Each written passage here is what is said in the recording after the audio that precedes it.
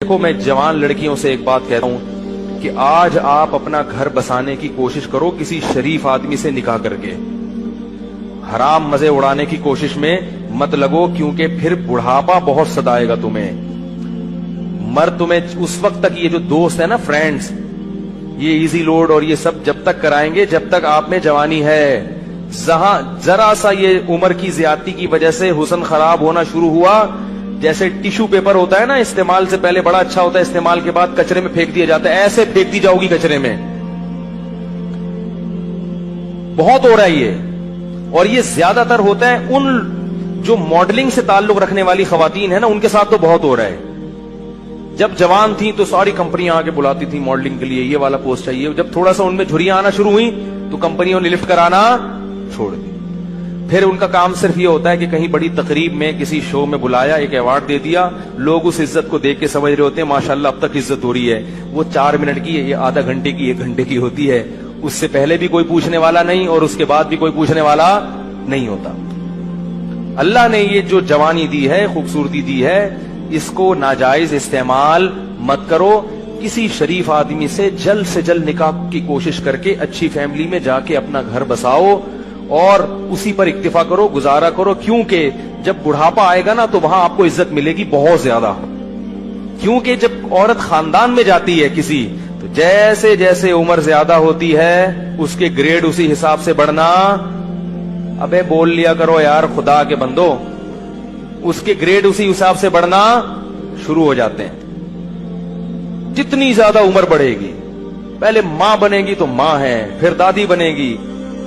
ہمیں یاد ہے ہماری والدہ اتنی بوڑھی ہو گئی تھی، اللہ مغفرت فرمائے، اور بستر پہ پڑی ہوئی ہیں، لیکن اب تک ان کی یاد دماغ سے نہیں نکلی. کچھ بھی نہیں کرتی تھی بیچاری، لیٹی رہتی تھی، لیکن وہ بھی ایک اچھا لگتا تھا اور دل چاہتا ہے کہ کاش دنیا سے نہ جاتی. وہ بھی اب یاد آتی ہے. بوڑھی ماں جتنی بوڑھی ہوگی اتنی زیادہ اچھی لگے گی.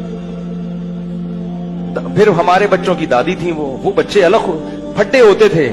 ہماری والدہ اتنی بوڑھی ہو گئی تھی نا آخر عمر میں کہ ان کے ہوش حواس نہیں تھے، بستر پہ پڑی رہتی تھی. بس بستر پہ پڑی رہتی تھی، کچھ نہ بولتی تھی نہ سنتی تھی. بس جب تسبیح پکڑاؤ تو تسبیح ہاتھ سے گھمانا عادت پڑی ہوئی تھی نا. آج جب بڑھاپا آئے گا نا تو بوڑھوں کو کچھ بھی دو گے نہیں، موبائل دو گے ایک دم ٹک ٹک شروع ہو جائیں گے. یہ جو نوجوان نسل ہے نا، ان کے بڑھاپے کی بات کر رہا ہوں، کیونکہ ساری زندگی تسبیح گھمائی ہے تو بڑھاپے میں کچھ بھی نہیں یاد رہا، دماغ کام کرنا چھوڑ دیا تھا ان کا. تو اب جب تسبیح پکڑاؤ تو خود بخود تسبیح. سورہ یاسین جب میرے بھائی پڑھتے تھے تو جو آیت کہیں وہ ایک حرف رہ جاتا تھا نا تو اگلا حرف ان کی زبان سے نکل جاتا تھا. سورہ یاسین بہت پڑھتی تھی. تو کچھ بھی نہیں کر رہی، لیکن پھر بھی گھر میں کیا ایک احساس ہے کہ گھر میں ماں موجود ہے. بچے بھی خوش ہوتے تھے. اس گھر میں لے گیا تو بچے کہتے تھے دادی کو گھسیٹ کے یہاں لے کر آؤ، ٹھیک ہے نا. ادھر بچوں کو تو دادیوں سے، بوڑھوں سے بڑی مناسبت ہوتی ہے. اس گھر میں لے گیا تو بچے کہتے نہیں اماں کو، دادی کو کہاں لے کر آؤ. بچے مانوس ہوتے ہیں. اگر اولاد نہ ہو اور گھر نہ بسایا ہو تو بڑھاپے میں یہ عزت ملے گی؟ وہ محلے والے پوچھیں گے کیا؟ یا وہ اگر کوئی خاتون نے جوانی میں ماڈلنگ کی ہو تو کیا بڑھاپے میں کمپنیاں اس کو یہ پروٹوکول دیں گی؟ شکر ہے یار نہیں دیں گی نا. انہوں نے جواب دیا نہیں دیں گی. تو اس لیے یہ رنگ رلیوں پہ زمانے کی نہ جانا اے دل، یہ خزاں ہے جو بانداز بہار آئی ہے. اور یہ بھی یاد رکھو، جہاں اللہ نے عورت کو حسن بہت زیادہ دیا نا، اللہ عورت سے یہ حسن چھینتا بھی بہت جلدی ہے. مرد بہت دیر سے بڈھے ہوتے ہیں، عورتیں بہت جلدی بوڑھی ہو جاتی ہیں. مرد تو 40 سال میں تو پتہ چلتا ہے کہ آدمی بنا ہے. یہ تو مشاہدہ، ایک میڈیکل سائنس کی ایک حقیقت ہے اور مشاہدہ بھی ہے. 40 سال میں جب آدمی قدم رکھتا ہے نا تو قرآن کہتا ہے حتی اذا بلغ اشدہ، یہاں تک کہ اپنی بھرپور طاقت کو پہنچتا ہے. تو 40 سال میں تو مرد آدمی بنتا ہے اور زور پیدا ہوتا ہے اس کی آواز میں، اس کی چال میں. بہت ٹائم سے جا کے بوڑھا ہوتا ہے. اور لڑکیاں جلدی ان پہ بڑھاپا آتا ہے، ان کا حسن و جمال بہت جلدی ختم ہوتا ہے. یہ قدرت کا ایک اصول ہے، اس کو آپ چینج نہیں کر سکتے. تو اب اس میں تو عورت کو اور زیادہ خیال کرنا ہے کہ بھائی جلدی اپنے آپ کو ٹھکانے لگاؤ، جلدی اپنے آپ کو کسی گھر کا فرد بناؤ، کسی خاندان کا فرد بناؤ. نہیں جی ابھی ہم نے جاب کرنی ہے, ایکچولی میں نے ایجوکیشن یہاں تک حاصل کرنی ہے, میں پی ایچ ڈی کروں گی, پھر میں ڈاکٹر بنوں گی, پھر میں یہ کروں گی. یہ خواتین کے فون آتے ہیں نا, میں ان کو سمجھاتا ہوں شادی کرو بھائی, نہیں میں یہ کروں گی. تو ٹھیک ہے کر لو. جب وہ پی ایچ ڈی کر لیا انہوں نے, میں پی ایچ ڈی سے منع نہیں کرتا, یہ شادی کے بعد بھی ہو سکتی ہے, میں ڈاکٹر بننے سے منع. اور خدا کا واسطہ جب نکاح کر کے لایا کرو تو اپنی بہوؤں کو کسی تعلیم سے روکنے کی کوشش بولو بھائی مت کیا کرو, پڑھاؤ اچھا ہے تمہارا فائدہ ہوگا. لیکن نہیں جی ابھی ایکچولی یہ پھر ایکچولی کر کر آ کے ڈاکٹر بن گئی. مرد عورت میں سب سے پہلے اس کے حسن و جمال کو دیکھتا ہے, اس کی تعلیم کو دوسرے نمبر پہ رکھتا ہے. کتنی ڈاکٹر لڑکیاں ہیں جنہوں نے جوانی میں شادی نہیں کی, ڈاکٹر بن کے کیریئر بنانے میں, اب ان کا حسن و جمال ختم ہو گیا. ڈگریاں بہت ہیں مگر کوئی ڈاکٹر بھی لفٹ کرانے کے لیے تیار نہیں ہے, کیونکہ لوگ کہتے ہیں کہ میں نے ڈاکٹر سے شادی کیا علاج کے لیے کرنی ہے, کیا محلے میں کلینک ختم ہو گئی ہیں. تو یہ سب معاشرے میں ہو رہا ہے. ماں باپ بھی کہتے ہیں نہیں بچی جب تک یہاں تک نہیں پہنچ جائے گی ہم نہیں کریں گے. بھائی نقصان ہو رہا ہے اس کا, جیسے جیسے عمر زیادہ ہو رہی ہے اس کا کیا ہو رہا ہے, نقصان ہو رہا ہے. تو اسی لیے شریعت نے بھی کہا کہ جلدی نکاح. اور دیکھو نبی صلی اللہ علیہ وسلم نے خاتون کا نکاح کرایا, شوہر کو کہا کہ تم ان کو پڑھاؤ گے, قرآن پڑھاؤ گے. اس میں بتا دیا کہ نکاح تعلیم میں رکاوٹ نہیں ہے, یہی پڑھا دیں گے. تو یہ سب ہمارے معاشرے کی برائیاں ہیں اور ان کی وجہ سے زنا بہت تیزی سے پھیل رہا ہے. اس لیے قرآن نے کہا لا تقربوا الزنا, زنا کے قریب, یہ نہیں کہا کہ زنا مت کرو, قریب بھی. قریب کیسے جاتے ہیں, بیہودہ فلمیں دیکھنا, فحش ویب سائٹس دیکھنا, لڑکیوں سے بات چیت. آپ کہہ رہے میری نیت اچھی ہے مگر جوان لڑکیوں سے کنوارا آدمی جب بات کرے گا, شادی شدہ بھی کنوارا بھی, جب جوان لڑکیوں سے ہی ہو ہا ہا ہوگا تو خام خامے لازمی غلط خیالات آئیں گے. وہ گناہ آپ سے ہوگا جو آپ نے کبھی اس کا تصور بھی نہیں کیا ہوگا. آپ یہ سوچ بھی نہیں سکتے ہوگے کہ مجھ سے کبھی زنا بھی ہوگا, لیکن بالآخر شیطان آپ سے وہ جرم بھی کروائے گا, اور یہ کہہ کے کروائے گا کہ توبہ کر لینا بعد میں, اور پھر بار بار یہی کہہ کے کرواتا رہے گا. اور پھر بڑھاپے میں بھی یہ زنا, بڑھاپے میں زنا کی طاقت ختم ہو جاتی ہے, زنا کی خواہش اور جذبہ ختم نہیں ہوتا. تبھی تو حدیث میں آتا ہے کہ بڈھا زانی قیامت کے دن سب سے زیادہ غضب ہوگا اس کے اوپر. اس سے پتہ چلتا ہے کہ بڈھا بھی زنا کر سکتا ہے, جتنی اللہ نے اس میں قوت دی ہے اس حساب سے. تو یہ کبھی بھی ختم نہیں ہوتا. اس لیے اپنے آپ کو ان برائیوں سے دور رکھو, پاکیزہ زندگی. کوئی انٹی کا فون آتا ہے, بات چیت ہوتی ہے, ٹو دا پوائنٹ بات کی اور پتلی گلی سے نکل لیا. میں یہ نہیں کہہ رہا بد اخلاقی کریں کسی سے, ٹو دا پوائنٹ, ہاں جی السلام علیکم وعلیکم جی. خواتین کی عادت ہوتی ہے ہر ایک سے. اچھا یہ بھی یاد رکھو جو خواتین لڑکیاں خام خام فری ہو جاتی ہیں ان سے یہ نہ سمجھا کرو کہ میں آپ پہ وہ لٹو ہیں. یہ بھی مرد کو نا خام خام اپنے بارے میں وہم ہوتا ہے. کوئی بھی ہاں ہاں کر کے بات کر کے ارے یار لگتا ہے میرے لیے انتظام ہو گیا. تو یہ ایسا نہیں ہے.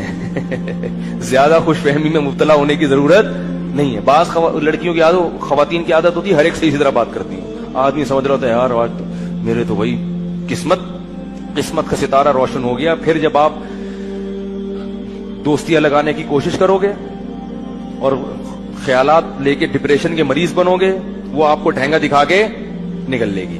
پھر فون کرے گا مفتی صاحب ڈپریشن کا مریض بن گیا ہوں, خودکشی. تو اپنے آپ کو روک کے رکھو اس چیز سے. کیا خیال ہے بھائی, صاف ستھرا دماغ رکھو. اور سب سے بڑی بات یہ جو اللہ نے کہا ہے وہ کر لو بھائی, جو اللہ بار بار کہہ رہے ہیں. تو لا تقربوا الزنا, زنا کے قریب.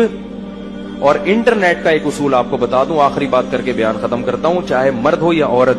انٹرنیٹ جب آپ نے گھر میں استعمال کرنا ہے تو کمرے میں تنہا کنڈی لگا کے نہ بیٹھیں. کتنے ہی نیک ہوں, شیطان برائی کی طرف لے کر جائے گا. استعمال تو آج کل سبھی کو کرنا پڑتا ہے, ضرورت ہے. تو انٹرنیٹ ایسی جگہ پہ کمپیوٹر رکھا جائے جہاں سب کا آنا جانا, یہ گھر کے سربراہ کی ذمہ داری ہے. بھائی کمپیوٹر یہاں لاؤنج میں ہوگا, سب آ جا سکتے ہیں, جس نے کام کرنا ادھر سامنے بیٹھ کے کرے, ٹھیک ہے نا. اور روم میں اگر ہے تو اس میں کنڈی لگانے کی اجازت بولو بھائی نہیں, دروازہ کھلا رہے گا. تو اپنے اوپر اعتماد نہ کرے انسان. اور ویسے بھی جب کبھی بیٹھو تو گھر کے کسی فرد کو ساتھ بیٹھا لو, اکیلے کیوں بیٹھتے ہو. کیا خیال ہے بھائی, کوئی شاعری دیکھنی انٹرنیٹ پر, بیگم کو ساتھ بٹھا لو.